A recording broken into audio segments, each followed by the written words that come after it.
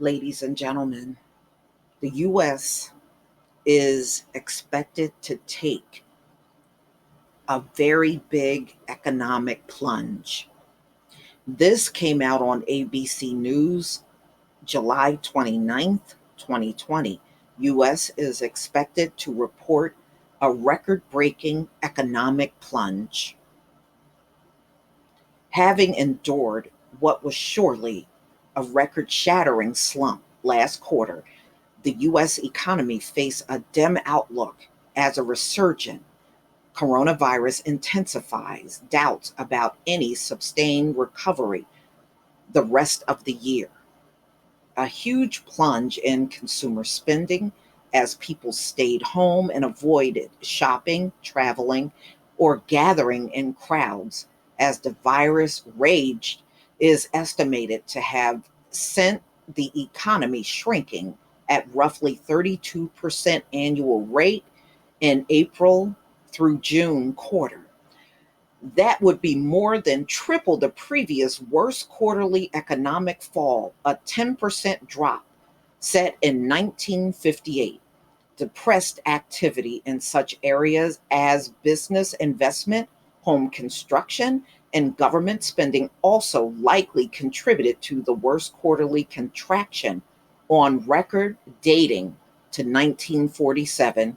On Thursday, the government will issue its first three estimates of economic activity as measured by the gross domestic product for the April June quarter.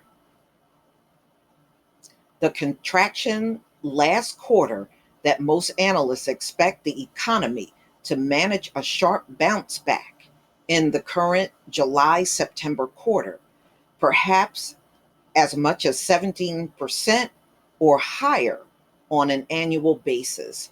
Yet, with the rate of the confined coronavirus cases now rising in a majority of states, more businesses being forced to pull back on reopenings, and the Republican Senate proposed to scale back the government aid to the unemployment, the economy could worsen in the months ahead.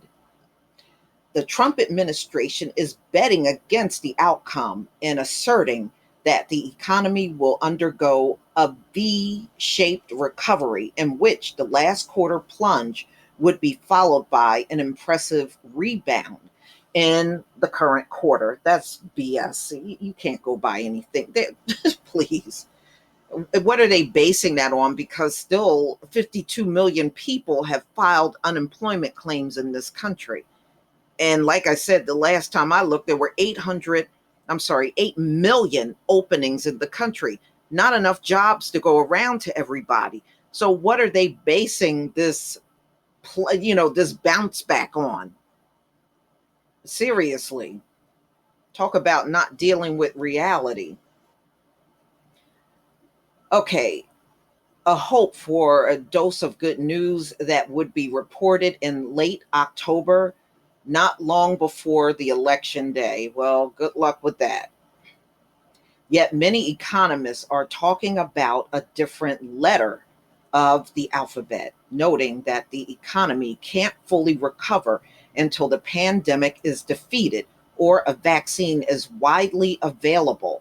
They envision a W-shaped scenario in which a rebound in the current quarter would be followed by a sustained period of tepid growth or outright recession. The markdowns are coming because of the clear economic damage the virus is doing.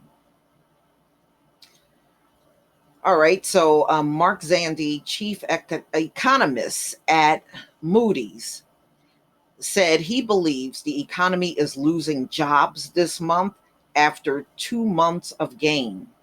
We are going in reverse here, Zandi said.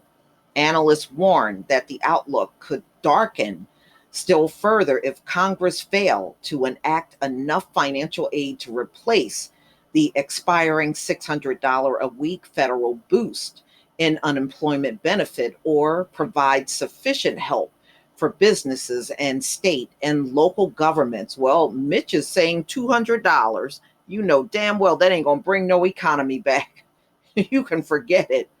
Senate Republicans released a $1 trillion proposal on Monday that falls far short of a $3 trillion measure the House has passed, leaving an enormous gap for Democrats and Republicans to bridge as some elements of Congress' earlier emergency relief program run out.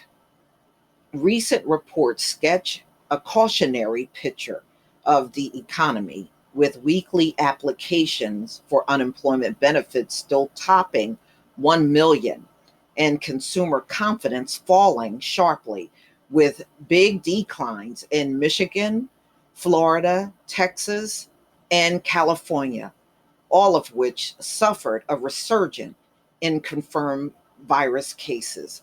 Yet, in a more hopeful sign, sales of new and previous owned homes have been rising after sharp declines in the spring, thanks to ultra low mortgage rates. It was reported Wednesday that the number of Americans signing contracts to buy homes jumped 16.6% in June after a recorded 44% gain in May. Economists regard increased government aid as essentially a stopgap action to keep the recession from deepening further. The most critical need, they agree, is to control the virus. Most likely, though, a vaccine that would most likely won't be widely available until next year. If you tell me what will happen to the virus, I will tell you what will happen to the economy. Sung Wang Zan, a business and economic professor at Loyola University in Los Angeles. At the moment, we are seeing rollbacks and a slowing in activity because of the upsurge in virus cases. San noted the economy needs 6.5 years to regain the ground that it had lost in 2007 through 2009 Great Recession. The time, he said, the recovery will likely take even longer. The government support has been intended in large part to sustain households and businesses, from struggling jobless workers to people facing evictions from apartments to shop owners at risk of bankruptcy.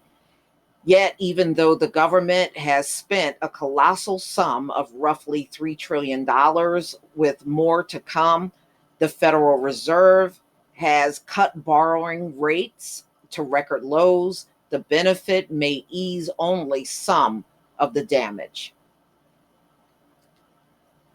Okay. Mm-mm-mm. Ladies and gentlemen, this just don't look good. So we'll see what Congress comes up with. You know, they have to meet again. The Republicans decided to go home. They should have really stayed and resolved this whole thing, come to an agreement. But, you know, it goes back to what I was saying.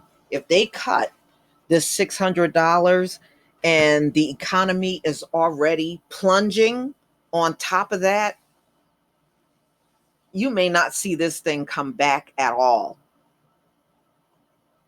They are really taking a huge, huge risk on cutting money from people in the middle of a pandemic with no end in sight with unemployment.